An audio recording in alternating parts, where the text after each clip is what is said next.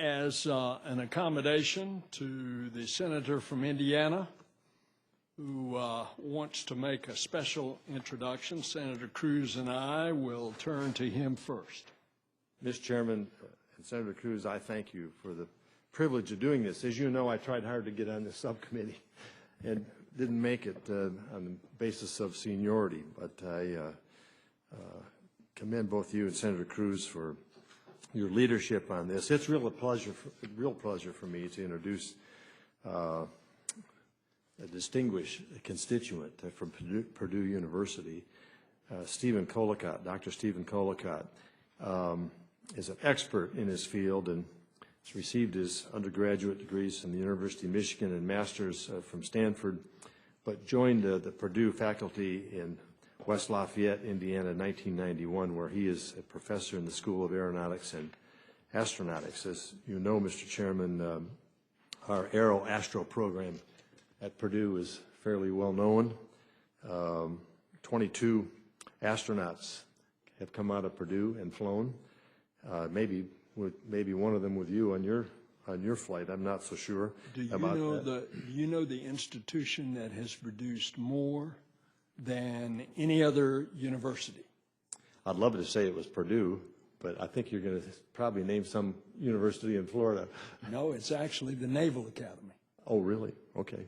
That makes sense. The ultimate in flying assignments. But such notables as Gus Grissom and Neil Armstrong and many, many others have come out of the Purdue program. Dr. Collicott has led a team of students in providing a experimental project that will be operated on the International Space Station and a number of other distinguished accomplishments. And so I want to just welcome him here today. I regret that I don't serve on this subcommittee. I would love to stay, but other subcommittees have made other callings, so I have to excuse myself on that. But I thank you for the opportunity to introduce Dr. Collicott. Thank you so much. Senator Cruz? Well, thank you, Mr. Chairman. Thank you to each of the witnesses who are here today. And I thank you, Mr. Chairman, for the opportunity for us to have this hearing and to get to know more about the exciting potential for advancing our space-related knowledge and achievement by taking advantage of the competitive forces and creative drive of the private sector. Our economy has a great stake in the space race. Last year, 78 orbital launches were conducted worldwide, 20 of which were commercial launches. And those 20 launches generated more than $2.4 billion in revenues, of which an estimated $108 million was attributed to U.S. launches. Activity in the space industry creates good high-tech jobs now, and it inspires our next generation of leaders as well. For years, the U.S. government has worked as a partner with the commercial space industry, and the NASA Authorization Act of 2010 set in place a productive balance between the two that continues to bear fruit.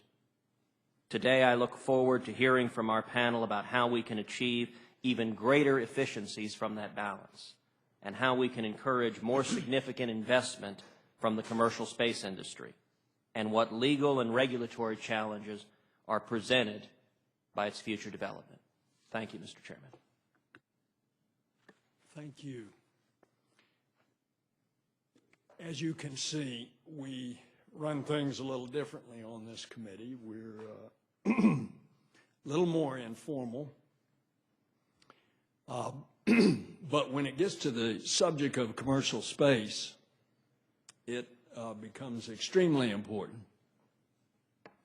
It becomes extremely important that we get American vehicles flying Americans back up to the space station. It's extremely important that we have vehicles that are designed the safest possible, which the new generation of rockets are being designed that way.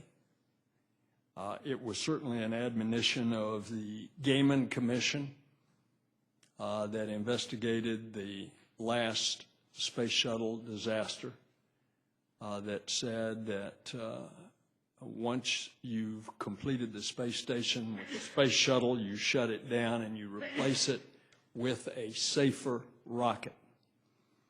And of course, that is being designed right now.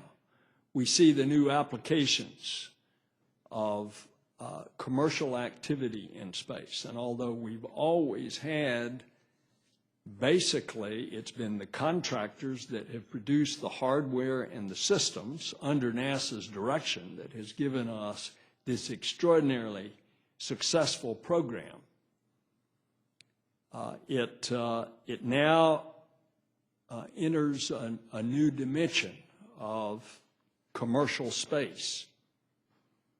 I just came from a meeting with the President's nominee for the Department of Transportation, and we discussed the same. And it's very important that the Office of Commercial Space Transportation in the Department of Transportation understand that they should never get into these stovepipes that are so typical in government, where turf becomes more important than the mission.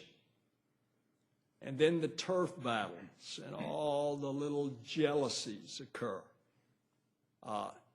And that the Department of Transportation, I shared with the nominee, should do what their mission is, which is to handle and administratively and let NASA do what NASA does best, and not try to compete with each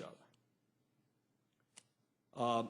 Now, we're going to be doing a NASA authorization bill this year, and it's going to be an updating of the Commercial Space Launch Act. And so we're going to be using these hearings to help us develop the policy that will continue to guide our space community toward the goal of exploring the heavens. And so there's a lot to discuss, suborbital space, and I'm going to insert in the record my comments. Let me introduce our panel members. Wayne Hale comes to us as Director of the Human Spaceflight for Special Aerospace Services. He's retired NASA. He's held positions including NASA Flight Director and Space Shuttle Program Manager. Mr. Hale is going to discuss how commercial space efforts contribute toward national space exploration goals and the government's role in supporting the private space sector growth. Ms. Patti Grace Smith is an aerospace consultant and advisor. She has extensive experience in the U.S. space sector, both as a former associate administrator of FAA's Office of Commercial Space and as the current chair of the NASA Advisory Council's Commercial Space Committee. She will address the federal policies, needs, and recommendations affecting the private space industry and ways to maximize collaborations between FAA, NASA, and private space ventures. Captain Michael Lopez-Alegria is president of the Commercial Spaceflight Federation. A NASA astronaut, a veteran of 4 space flights, commander of ISS Expedition 14. Now he works to promote commercial spaceflight. And he'll provide an overview of the progress and plans of the commercial spaceflight industry, as well as policy recommendations. And Dr. Collicott, we have already had introduced by the senator from Indiana. So thank you for being here and bringing your expertise to the discussion. So with that, Mr. Hale, we're going to put your written testimony in the record. If you'll summarize it within about 5 minutes, and we'll just go down the line. Thank you so much. Thank you, Congressman. Thank you, Chairman Senator Nelson, and thank you, Ranking Member Senator Cruz, and the entire committee for inviting me to testify on this important matter.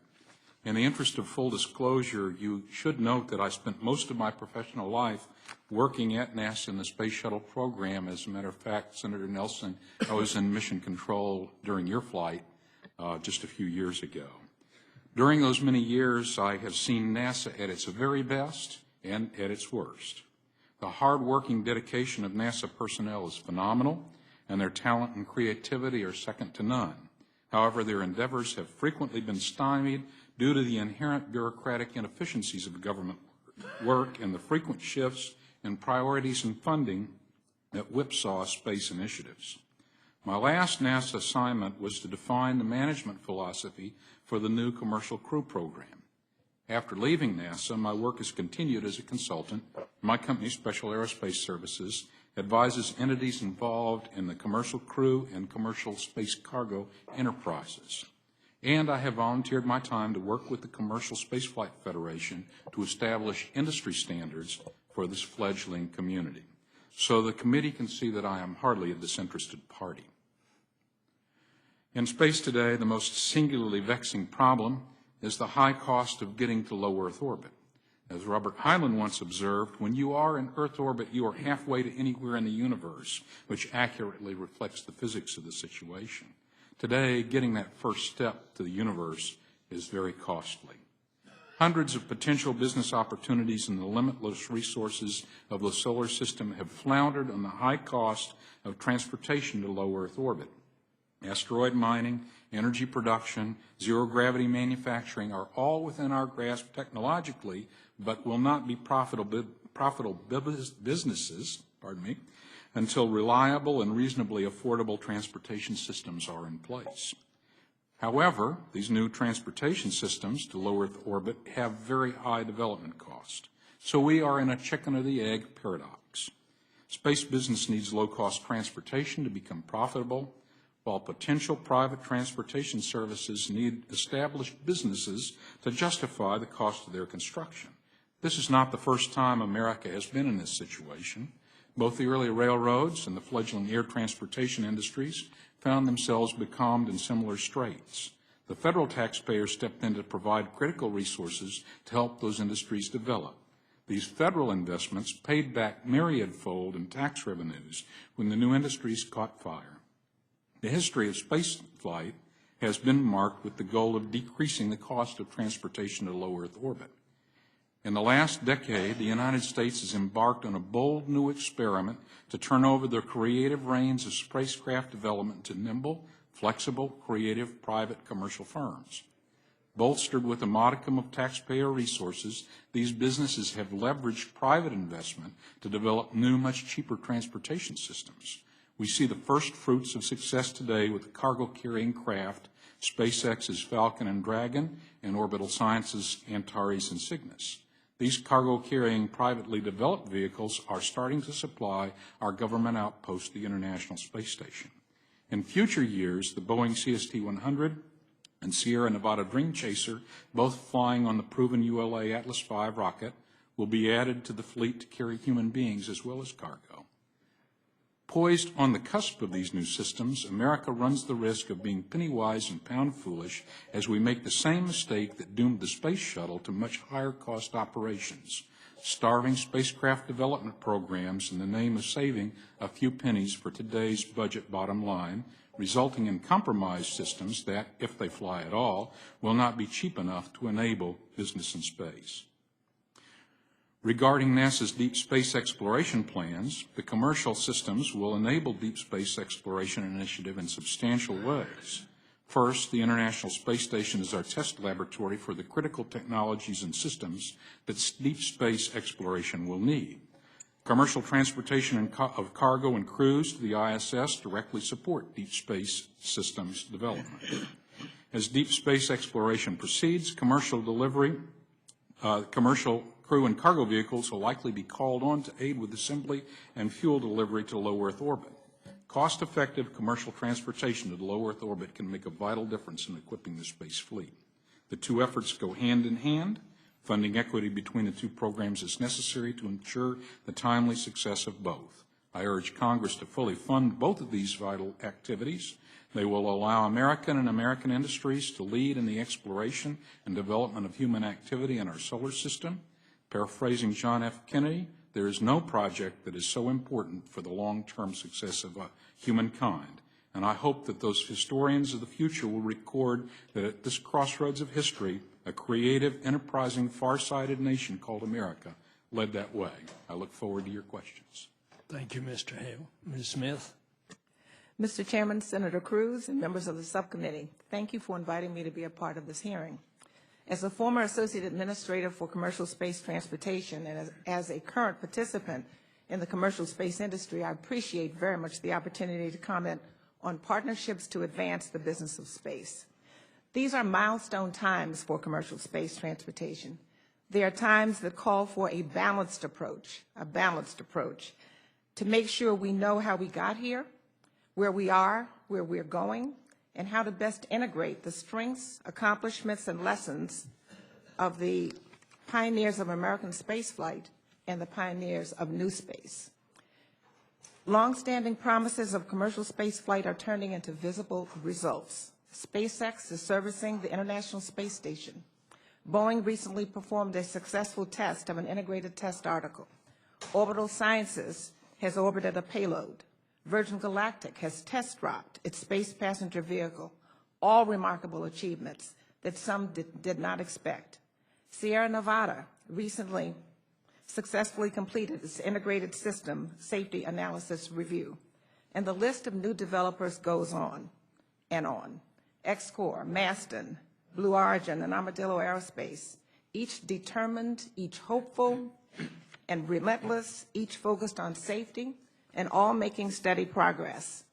The Atlas rocket continues to deliver mission excellence and reliability with unparalleled success. For years, the commercial space industry contended with skepticism. Now it must deal with the effects of enthusiasm. Both can be equally daunting. There is a risk that new enthusiasts with the best of intentions will try to change industry aims just as commercial space reaches its target. I hope that will not happen. That is why this is a time for special discernment. When Congress approved the Commercial Space Act of 1984, one of the elements was the Office of Commercial Space Transportation, or AST, that in 1996 found a home at the FAA. That decision made it possible for early commercial space leadership to observe and absorb lessons that helped AST guide an industry from the nursery to emerging maturity. In the 1984 Act, Congress passed legislation that created a flexible, open venue that invited opportunity rather than proscribing innovation while permitting no compromise on safety. Over the years, entrepreneur and regulator have worked hard to keep finding better, safer ways to conduct spaceflight. Congress established what became a model for space efforts in countries worldwide. The coexistence of both air and space in the FAA has forced any and all issues of how things might work out on the table. My observation is that since before the relocation of space in the FAA, as it was formerly located in the Office of the Secretary, aviation never had to really consider it or any other new entity in its airspace. AST's presence has forced the conversation and a greater awareness of that thing we call the NAS, the National Airspace System, which is a national asset belonging to the nation, and we share it as we do all other things national. Therefore, for the near term, I strongly favor keeping the Office of Commercial Space Transportation within the FAA as more launch manifests develop. Once that happens and space launch and space activities become a regular occurrence, a regular user in the NAS, Congress should move with deliberate speed to move AST to the Department of Transportation to take its rightful, its logical place as another transportation mode, as all other modes of transportation. I firmly believe that this is what former Secretary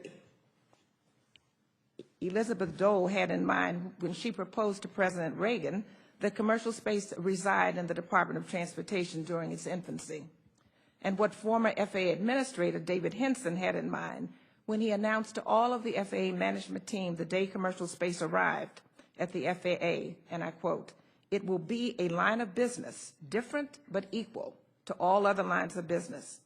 We, the FAA, will enable this industry to develop to a level of robustness and routine to fulfill the dream of space as transportation. That is still the dream, and we are closer to fulfilling it than ever before.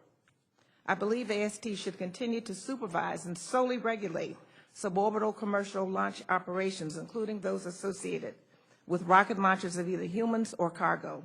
The FAA's Office of Commercial Space Transportation licenses the launch system as a whole, but the FAA's Office of Aviation Safety certificates the carrier aircraft when it is flying alone, even when the aircraft is operating in support of launch-related activities. And my final point is that I strongly support extending indemnification as a recommendation at a minimum of 10 years. I'll be happy to answer questions at the appropriate time. Thank you. Thank you, Ms. Smith. Captain? Chairman Nelson, Ranking Member Cruz, good morning again. I want to say it's an honor to be seated at this table with my colleagues, and thanks for the opportunity to share some thoughts on partnerships to advance the business of space with you. About a year ago, after 20 years and over 4,000 orbits of the Earth, I decided to leave what was arguably a pretty good job as a NASA astronaut to come here. And I did that because this is really important. I truly believe that commercial spaceflight is important to the future of our human exploration of space in this country. We're about to restore an imperative national capability to democratize access to space and to build an industry that I'm convinced will lead the world. And frankly, I can't think of a more honorable calling than to be part of it. The Commercial Spaceflight Federation represents over 40 companies across the country that are working to make commercial spaceflight a reality. Their spheres of influence range from near space with science and technology payloads on high-tech and very high-altitude balloons to suborbit, low Earth orbit, and beyond. The era of commercial human spaceflight began with the fantastic achievements of the Spaceship One team that won the Ansari X Prize back in 2004 by sending a piloted, reusable vehicle to an altitude of over 100 kilometers twice in the span of 5 days. In recent weeks, there have been even more exciting accomplishments that point to the beginning of commercial suborbital operations within the next year. One was a testing by X-Corps of a piston pump-powered rocket motor. This technology represents a giant leap in the quest for a propulsion system whose reusability approaches that of a commercial jet. And another milestone that was mentioned before is a test flight by Scaled Composites of Spaceship Two, a larger version of its predecessor for Virgin Galactic. Its rocket motor, developed by the Sierra Nevada Corporation, was ignited for the first time in flight after being released from its mothership at almost 50,000 feet altitude. But as impressive as these vehicles are, there's a big difference between suborbital vehicles and orbital vehicles. In space, getting there is all about speed. And to get to 100 kilometers altitude, you need to go about Mach 3. To get to orbit, you need to go about Mach 25. And you can appreciate that there's a pretty big difference there. And that's the reason that until recently, orbit has been the domain of nation states and their agencies. However, in addition to ULA, United Launch Alliance's incredible record of successful launches recently, Space Exploration Technologies and Orbital Science Corporation, in the context of NASA's COTS program, have demonstrated the ability to achieve orbital spaceflight. And in fact, SpaceX has now twice delivered cargo to and returned it under NASA's CRS contract from the International Space Station. This space station represents not only an investment of tens of billions of dollars, but is also an unparalleled research facility where scientists and other researchers from around the world can conduct experiments in an environment that is not duplicatable anywhere on or off the planet. We strongly encourage the Congress to extend the utilization of ISS to its design life limit of 2028. I went to the ISS for the third time back in 2006, but unlike the first two times, I wasn't on the space shuttle. I in fact rode a Soviet-designed rocket and capsule called Soyuz. Since the retirement of the shuttle, it's been the only mode of transport available to U.S. astronauts. But building on the success of the commercial cargo programs, NASA is engaged in development of commercial crew system that has already created thousands of high-tech jobs across America. At the same time, using innovative Space Act Agreement transaction authorities, it's achieved a progress far in excess of that likely to have been accomplished in a traditional development contract, yet while saving the taxpayer considerable money. But funding levels below those proposed by NASA have resulted in a delay in operational capability, and as we know, every year that we can't launch American astronauts to space on American rockets is another year of sending over $450 million to Russia. It's imperative that we execute this program vigorously, which implies, among other things, full funding or funding at the highest possible levels. History is littered with examples of empires that failed to adapt to changing times and were thus dethroned by others who did. Our world is very different from the heyday of NASA budgets that commanded 4.5% of federal spending. But by intelligently partnering with the private sector, our space agency and indeed our nation can continue to lead the world in mankind's greatest endeavor. I look forward to discussing with you some of the policy details that are addressed in my written testimony, and I hope that my comments today will help you materially contribute to your formulation and ultimate passage of legislation. Thank you. Thank you, Captain. Dr. Collicott. Thank you, Chairman Nelson and Ranking Member Cruz and the committee. I'm pleased to be here and to address this committee. I'm going to speak on the role of private suborbital space industry on research and education. A little bit first, I'm a professor in the School of Aeronautics and Astronautics at Purdue University in the College of Engineering. Purdue is the home of 23 astronauts. In my position, I have been teaching and researching topics in fluid dynamics for 23 years. My research explores the basic fluid physics for improving things like pulmonary health, fuel efficiency and transportation, communication satellite lifetime, jet engine cooling and lubrication, and similar. It's a nice job. I'm active in spaceflight research. In this sense, I'm a member of the Suborbital Applications Researchers Group, working with Commercial Spaceflight Federation. We're a group of volunteer researchers to promote research uses in this new industry. I serve on the Scientific Advisory Board of CASIS, the Center for the Advancement of Science in Space. I am principal investigator of the Fluids Education Experiment, scheduled to be launched to Space Station in 2014. I'm building payloads to fly with suborbital companies, Armadillo, Blue Origin, Maston, X-Corps, and Virgin Galactic, plus the high-altitude balloon company Nearspace. I've worked through experiment design, payload integration, and launch operations even with some of these companies, and have seen firsthand how this privately financed, uniquely American industry is poised to deliver remarkable new scientific research capabilities. Researchers need to begin now to have experiments ready to exploit these new capabilities for science that can impact our lives here on Earth.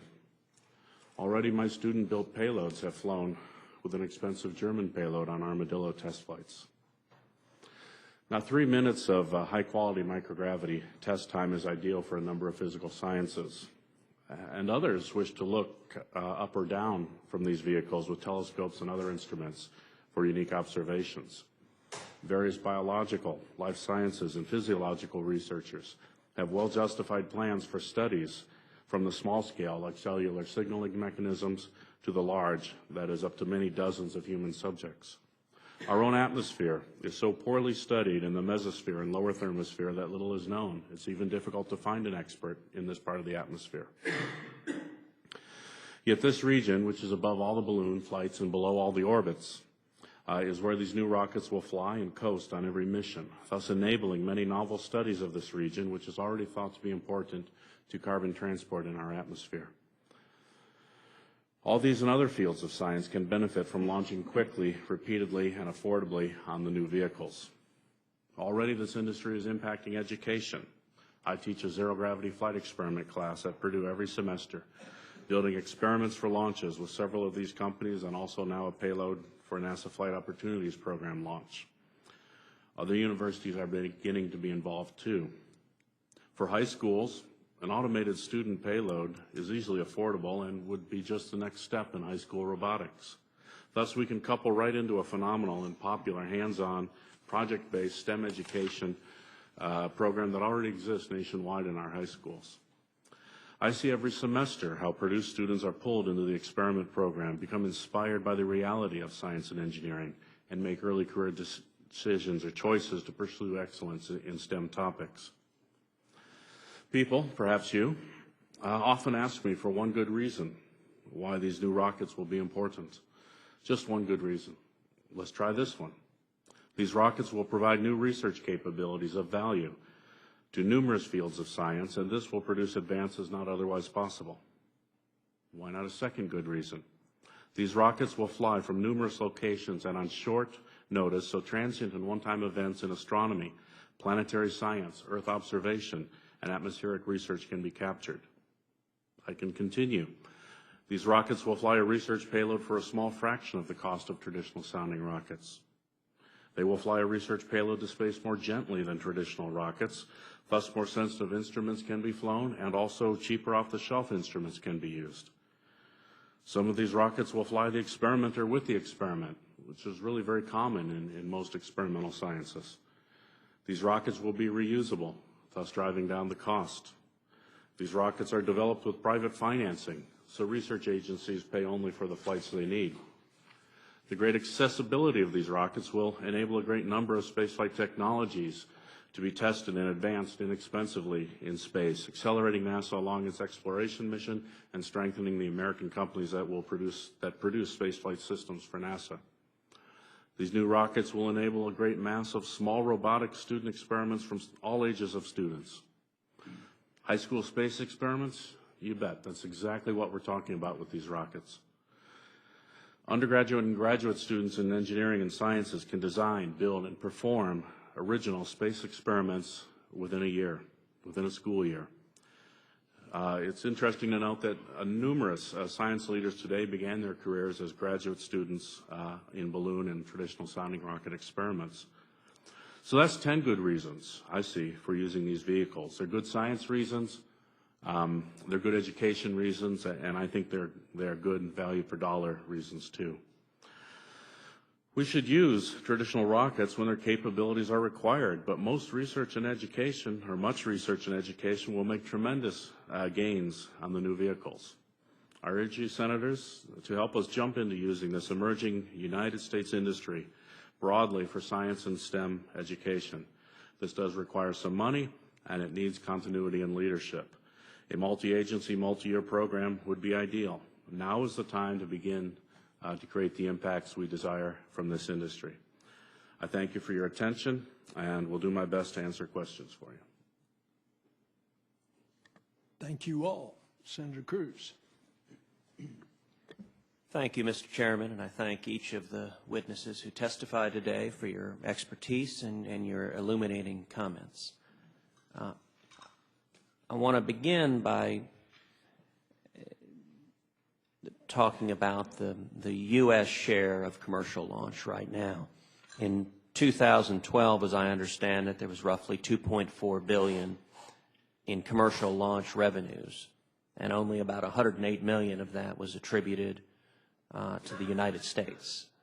And I'd like to ask each of the members of the panel why you believe that's the case, and what can be done to increase the U.S. share of that business. Senator Cruz, I would offer for your consideration much of the difficulty in marketing U.S. launch systems abroad stems from the ITAR regulations, which restrict the use of U.S. technology for good reasons, to prevent missile technology from falling into the hands of foreign states that could use it for bad purposes. But what we've seen is this caused other nations to develop their launch systems and in fact take away much of the business. I had opportunity to travel to India for NASA in my last year there, and we talked with the Indian Space Agency officials, and they thanked us very profusely for ITAR because that prodded them to build their own indigenous launch vehicles, and they use them to launch satellites today, and they're commercially available, and we see that around the world. So I am not an expert on how to solve this regulatory problem, but I would offer for your consideration that that is a major factor in making U.S. Satellite launches non-competitive worldwide. Yes, Senator Cruz. Financing continues to be a barrier, a difficulty for companies who intend to do space launch rockets. It has been and continues to be a problem. I think what Mr. Hale just said with regard to ITAR is a big one, although we are seeing some improvements in the export control area. But other launching states have taken full advantage of that by advertising a place to do ITAR-free launches and satellites of satellites, which works to the disadvantage of the U.S. This has much to do with why I so strongly recommended the continuation of indemnification. At a minimum of 10 years on a permanent basis would be excellent. I think that it's important for all of us to recognize that indemnification is the one thing that the U.S. industry has as it enters into negotiations for launch with other competing launching states, that it can say its government stands behind it in risk-sharing mode. It's not an automatic provision, it's a recommendation to Congress for an emergency appropriation above what is required by the company to purchase in terms of insurance. And it's a protection for the government. So I think that it'll be really, really important for us to give as full consideration as possible to that, and that continue as a way of fostering the opportunity to increase market share. Senator Cruz, I don't really have much substantive to add to the argument, but I mean, the observation is that this is a global marketplace, and to the extent that you can compete, you're going to be better at market share. And so the things that Mr. Hale and Ms. Smith have identified, which are ITAR regulation or ITAR reform, and extension of indemnification to provide a more level playing field for our providers vis-a-vis the foreign competitors, I think is key. Thank you, Senator Cruz. I don't work in that end of the business. I shouldn't speak as an expert here. I do speak to a lot of people and work with them in industry, and I would say that that exposure leads me to give you more confidence in what the other people have said. Very good. And let me ask a follow-up question, in particular, Mr. Hale and Ms. Smith, which is, what do you all see as the most significant legal or regulatory obstacles to the continued expansion of commercial launch operations? I would have to side with Ms. Smith that I think one of the greatest things that would be of benefit to this commercial enterprise is continued indemnification. The high costs of insurance and, frankly, the uncertainties in the American legal system are of great concern to investors. And as we look forward to private industry providing lower cost launch systems that will be competitive in the world market, we must find a way to ensure that they are reasonably protected in these areas. Let me speak first to the question from the suborbital sector side. We have an oddity of sorts in the FAA, that we have a line of business that has statutory authority to license and regulate and promote the U.S. commercial launch industry, responsible as a one-stop shop to do that licensing, regulating, and promoting. We have hybrid launch vehicles that have aviation elements as well as space elements. And the question is, as often arises in a regulatory agency where you have differing industries, who has responsibility when it's operating as anything other than an express launch vehicle. I think that that is an issue that only Congress can resolve legislatively by amending the act to make it clear that the reasoning, the motivation behind allocating that responsibility to the Office of Commercial Space Transportation still holds. It's very important to those launch operators in that it causes increased costs when they have to travel between two regulatory authorities. It could also cause inconsistencies when it comes to safety. So extremely important in order to further that industry and not delay its business plans and its launch plans going forward to become a full-fledged industry sector. I think that to the extent that as commercial space has evolved over time, it's a cyclical industry. It has had several fits and starts, but it has continued with the passion and the intent to move forward to become one day a full-fledged line of transportation, form of transportation.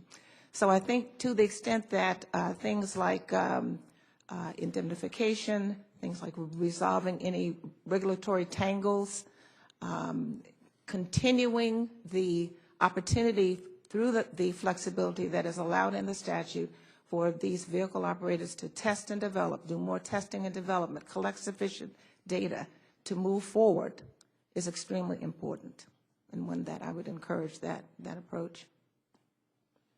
Very good. Thank you, and thank you, Mr. Chairman. Thank you, Senator Cruz, and I certainly agree with you all on the indemnification. I had to get down on my knees and beg to finally get indemnification extended for just 1 year, and this is no way to run a railroad. Businesses can't plan on this. So we need a multi-year, and I agree with you, Ms. Smith, that we need to have a much longer. Now, on ITAR, basically we got a political problem. And you need to do business in an ideal world, as you all say, in the international arena, but those who would do ill to the ideals and the policies of this country, you've just got to be realist about it. So as we plan our commercial space ventures, that's the reality of the world. I hope we can solve the insurance problem of indemnification for multi-year and do that in this upcoming NASA authorization bill on saying that we're going to do business with somebody who's doing business with one of the political enemies of the United States is going to be a much harder task. Captain, you're so right on in pointing out the huge difference between Mach 3 and Mach 25. But right now, as you pointed out, the space tourism market is with regard to Mach 3, to get up to suborbit, have a few minutes of weightlessness, and then come right back. What kind of revenues do you see being generated from this space tourism kind of experience over the next few years? Thanks, Chairman, for the question. I should refer you to a study that was done by the Torrey Group that was released last year, commissioned by the FAA and by Space Florida. I think it came out last summer. And if memory serves, they, with some very, I would say, conservative assumptions, predicted that the market over the next decade would be about $600 million. But that was, again, a pretty suppressed view. They had a growth scenario where the revenue was much, much higher than that. Now, that's for the entire suborbital industry, of which they determined that 80% or so was driven by tourism, about 10% by research, and the remaining 10% was divided into 6 different other smaller markets. And so right now, the cost for a tourist to go in one of these up to the edge of space where they can see the curvature, a couple of minutes of 0G and then return, the cost is what? A few $100,000 per seat? I think the lowest price that I've seen is a little less than $100,000, and the high end is around $200,000. And so realistically, over time, will that cost come down per seat? Well, absolutely. I mean, I think the providers are counting on that, and this technology that I mentioned that X-Corps demonstrated will make their vehicle be a lot like an airplane, where you land it, the fuel is non-toxic, it's basically jet fuel. You put the hose on the airplane, you gas it up, and you go again. So they could fly several times a day, and clearly the more times you fly, the more you amortize your fixed cost, and the cost per seat will come down. So then it's realistic to expect that it's going to get to the point where universities could buy a seat to send Dr. Collicott's students. I would point out that, in fact, they already have. Universities and other research groups have purchased some seats, and I would expect that only to increase as the price comes down, as you say. That's pretty exciting, isn't it, Dr. Collicott, that you might send your class to space, to the edge of space, go Mach 3, couple minutes of 0G, and then come back. Yes, it is, Chairman. We have it's no secret, Purdue has a down payment on a spot on a Virgin Galactic science flight. I'm not going to fly. We are anticipating 200 pounds of automated payload to advance high-tech Indiana industry. Certainly when word got out, a large number of graduate students came to my office interested in the opportunity, and even had good discussions with risk management at Purdue about the feasibility, and seemed to me to them it was just an old or a new technology to an old question. You know, we need to go do research, we need to go do activities, whether it's researchers in Antarctica or wherever. And so to me it was really reassuring that it's not entirely new news. And I do look forward to the day a potential PhD student walks into my office and says, well, Professor, I flew in space for my master's degree. What do you have to offer? Well, maybe at that point we've got orbital hotels or laboratories that would enable a student to go into orbit by going Mach 25. But tell me, Ms. Smith, do you think that FAA and NASA working together can handle all the regulation of this exploding potential new business of space tourism? That's a good question, Senator and Mr. Chairman. I would say that absolutely yes. Making the distinction that the FAA is a regulatory agency, NASA is not, but certainly NASA's experience in human spaceflight is tremendous. I don't think that the amount of experience, the lessons learned, the differing types of experience that NASA has exist in any place else the way that it does in NASA.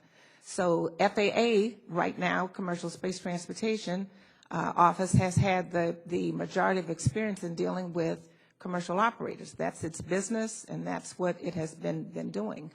Partnering with NASA going forward to launch members of the public to suborbital space and ultimately to space one day, orbital space.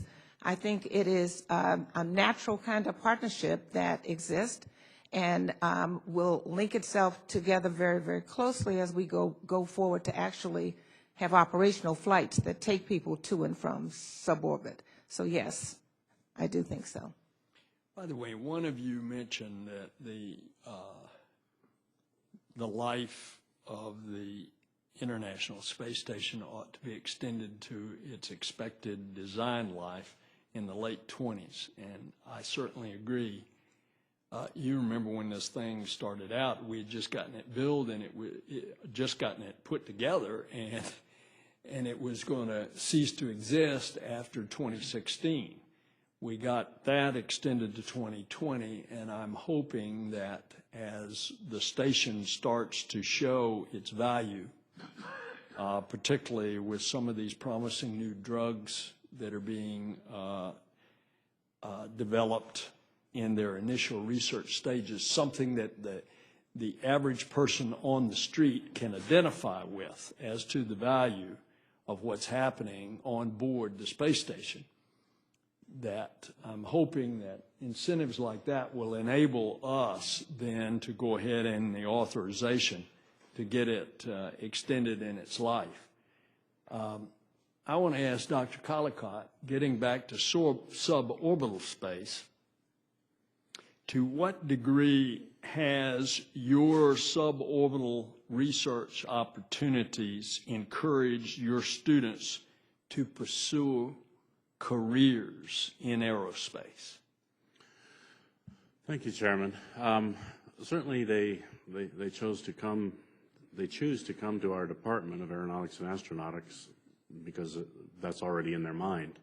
So what I think I see is just when they get involved in these long-term, team-based, multidisciplinary, hands-on original projects, I think they start to see how much good work they can do, and their interactions with the companies and be it FAA or spaceports or whomever really helps open their eyes to the industry, the reality of the industry they're heading into.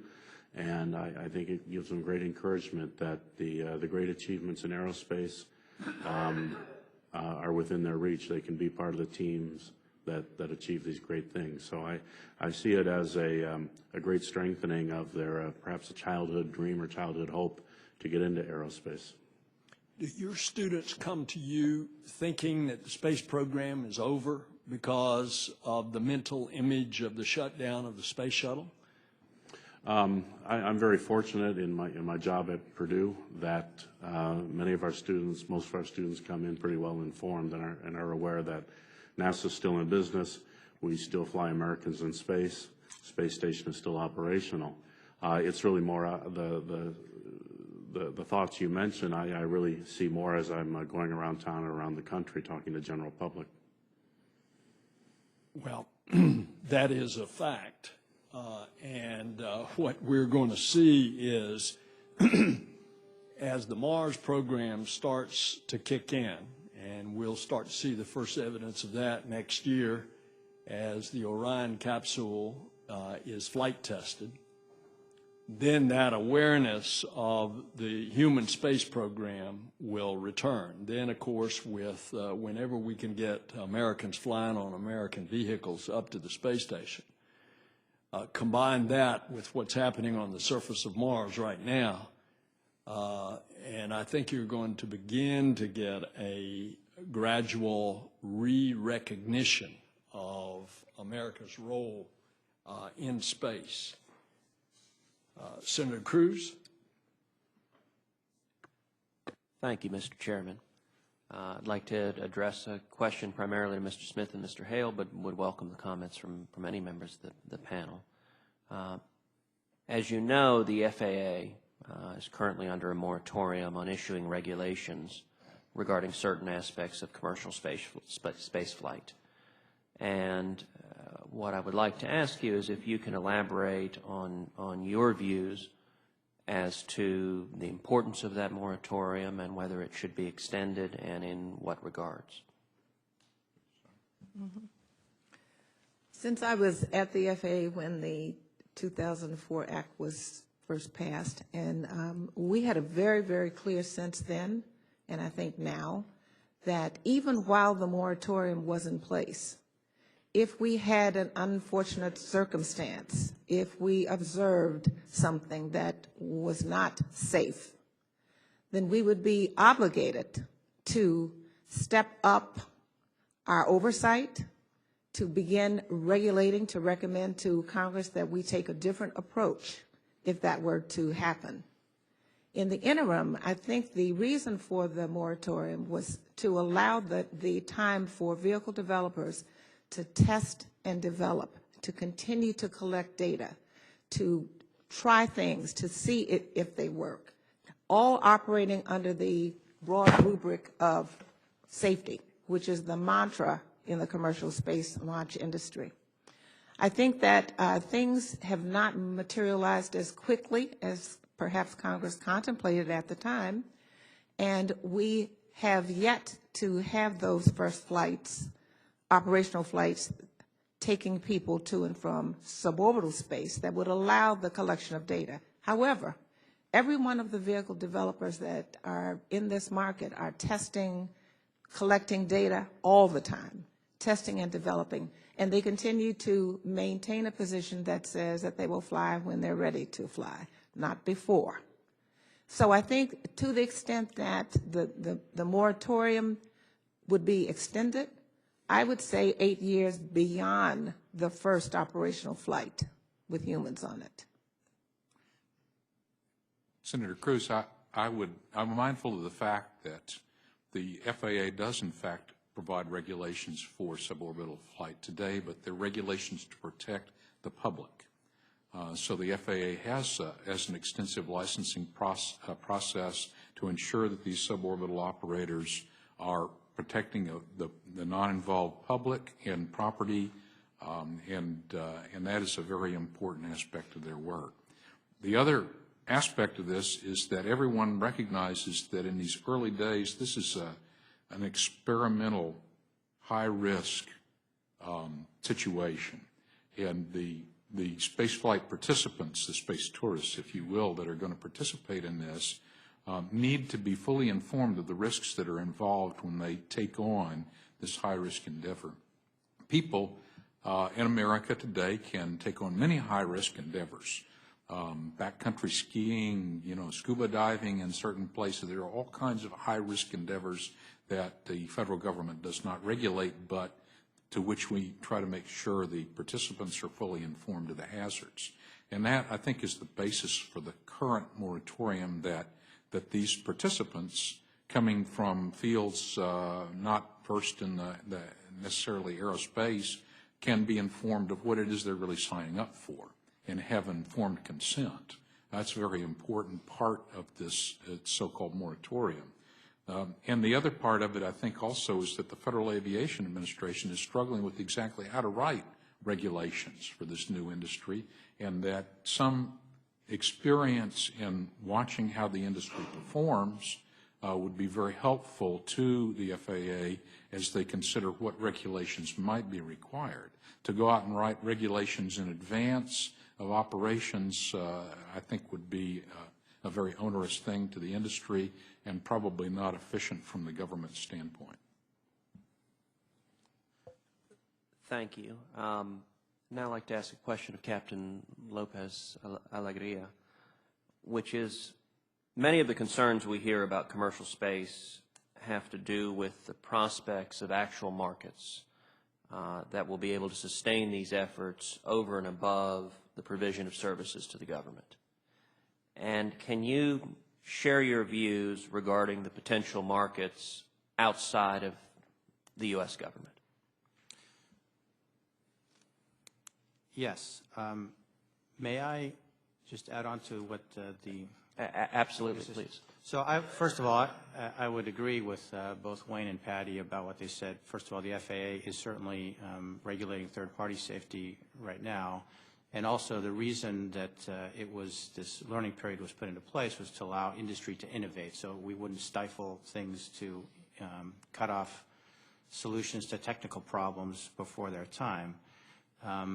But just from a philosophical standpoint, while I think 8 years is a good number, which is a number that they picked in 2004, I wonder whether this industry needs to have that learning period removed ever. And I know that sounds a little drastic, but let me just walk you through that. So, You know, as Wayne mentioned, scuba diving, bungee jumping, there are a lot of things that people do that most others would consider high risk. And I would be happy to see regulation in commercial spaceflight industry when the commercial spaceflight industry looks like the commercial aviation industry. When it's that routine, when you can get on an airplane just like it's a taxi or any other mode of transportation, I think regulation is appropriate then.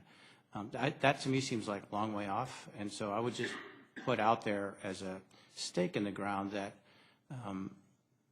this is something that as long as people can operate under informed consent and be well informed of those risks, that we ought to let that work in that sort of more free and enterprising environment. So on the question of orbital markets. And can you elaborate for a bit more on the deleterious impact that you think it would have if the moratorium were to expire on a sooner time frame? I think there are two things. First, while the industry is still in development, the degree to which companies can choose to use a hybrid rocket motor or a liquid rocket motor or some other kind of rocket motor, they ought to be able to choose that and not have the FAA or anybody else say, you need to use a liquid rocket motor because that's what NASA's been using on their vehicles or something like that. So one is the reduction of the set of options available to solve technical problems. And the second is that when in the absence of regulation, people can exercise their own judgment to inform themselves of what the risks are. And I do want to mention that Mr. Hale is chairing our committee within the commercial spaceflight industry of developing standards, and one of the standards is to define exactly what that piece of paper should say that the customer spaceflight participant would have to read before he gets on the rocket and signs his informed consent. But to the extent that we have industries that have commerce based on people that are willing to do those things as long as they're informed, and that the government protect people who are not second parties to that, then I think it is more in keeping with our sort of philosophy of free and open markets. Okay, and if you had some comments on the additional. Right. So back to the orbit. I wish I could point to a study like the Torrey Group study on the suborbital side, and I can't. I will just make the following observation. I flew in 2006 with a so-called spaceflight participant, a tourist that went up to the ISS on a Soyuz seat, and I flew home in 2007 with another one that had flown up in the meantime. And every single excess Soyuz seat has been sold with unsatisfied demand. So clearly there is a market out there. Now, are there as many people that can pay that kind of price as there can that can pay the suborbital price? Clearly not. But the idea is that once you start filling excess capacity with non-government or at least non-U.S. government, so they could be sovereign government clients, or they could be private research firms, or they could be universities, or they could be just private citizens that could either take 3 of the 7 seats that are on all of these commercial crew vehicles to the ISS, use the national lab facilities that are up there that are dedicated to private and academic research to come up with some aha moment, decide, hey, I'd like to be able to do this on a bigger scale, go contract with Bigelow, get an inflatable habitat, have your own transportation. That's how the market's going to start. I just can't say when. Very good. Thank you. Thank you, Mr. Chairman. Well, that was my question. When? It's hard to, I think even the folks that did the suborbital market would say it's hard to predict markets that don't exist yet. But all I can say, like the famous movie quote, is I think the answer is build it and they will come. Senator Nelson, if I could just add on to that, it is imperative that we provide low-cost or have the capability to have low-cost transportation to low Earth orbit, we see a plethora of business opportunities that are proposed and discussed in serious matters in space, and they're all currently coming up against this cost of transportation to low Earth orbit. And if, in fact, we build this industry that provides much lower cost to low Earth orbit, there are huge numbers of businesses out there that would like to take advantage of it. And I think that it's very difficult to put that in an academic study and qualify that in the ways that the folks like to see these things footnoted. But it just from the amount of literature and the number of people that are proposing businesses in space, there is a huge demand for transportation. The question is, how low can we make the cost for reliable and safe transportation? And I think American private enterprises, that's their mission, is to develop low-cost capabilities that make money. In your opening comments, you talked about how you could blend commercial space opportunities with NASA's plans for deep space exploration. And you stated you could get components and fuel and so forth up cheaper through the commercial space ventures, and that would supply then the NASA deep space ventures. You want to expand on that, or anyone on the panel want to expand on that cooperation?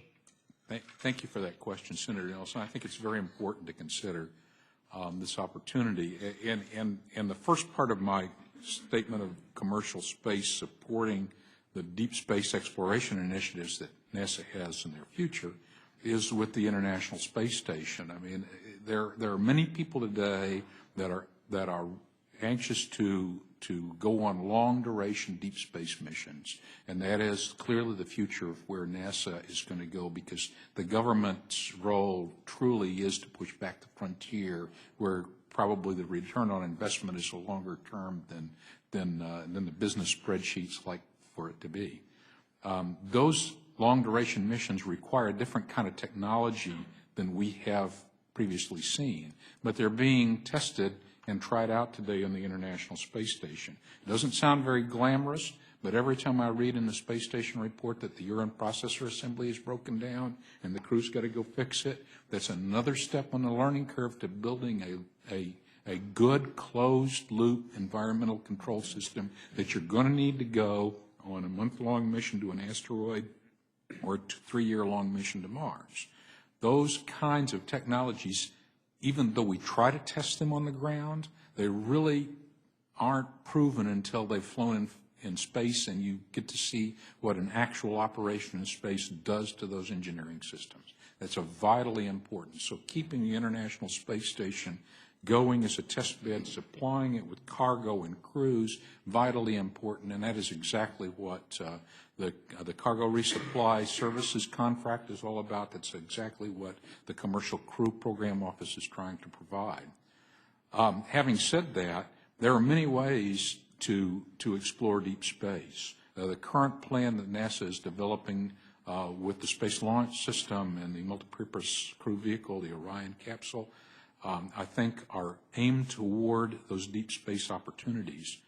But every mission study that I have seen to go to the moon, to Mars, requires a huge amount of logistics. If you want to go back to do anything other than flags and footprints, you need logistics.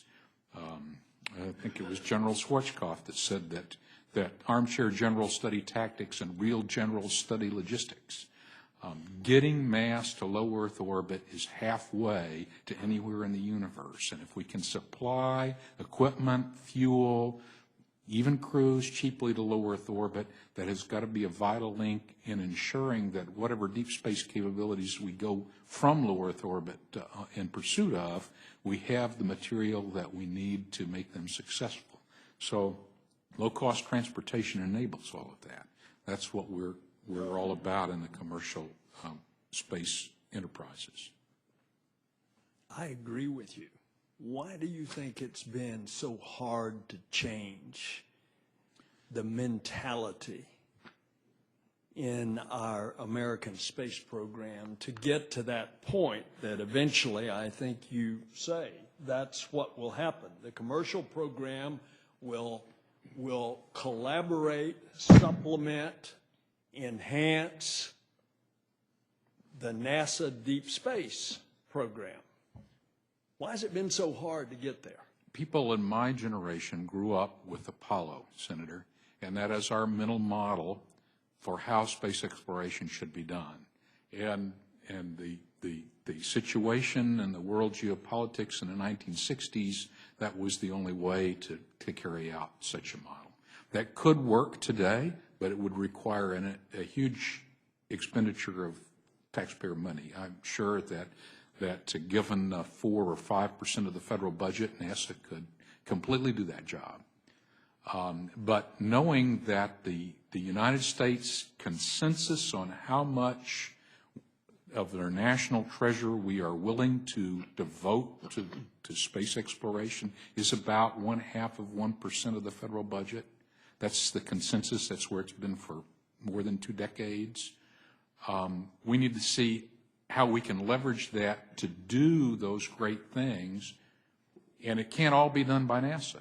It's going to take commercial advocacy, commercial efforts. You know, most of the immigrants that came to the United States did not come, some of them did, but for political or religious reasons, but most people came here to make money for economic reasons. And having an economic reason to go into space will become a self-igniting source of future development and transportation. The United States government buys airline tickets to fly people around, doesn't operate their own airline by and large, so on and so forth. That's the way space exploration, space travel needs to evolve as well.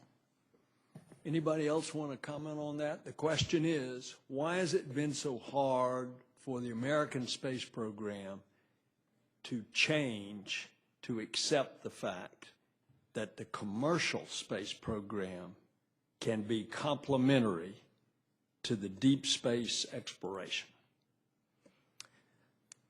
I think that for many, many years since the Commercial Space Launch Act of 1984, space was seen by many people who were not as passionate as we all are, as space enthusiasts and committed people to the evolution of this industry.